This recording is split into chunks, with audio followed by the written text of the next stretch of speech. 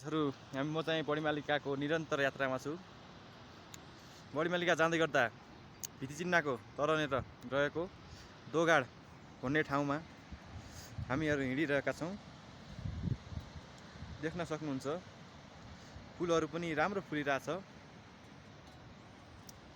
घोडा मार्फत भारी पनि बडीमालिका त्रिवेणीसम्म पुगिन्छ।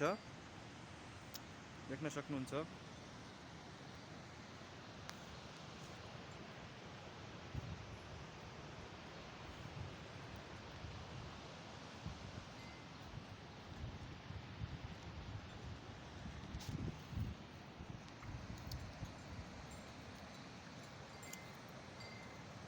कोही साथीहरु चाहिँ माथि हिँडिरहेछन् माथि फूलहरु पनि राम्रै फुलिरहेछ। देख्न सक्नुहुन्छ। अहिले चाहिँ उता थकाइ लागेर बसिरहेछन्।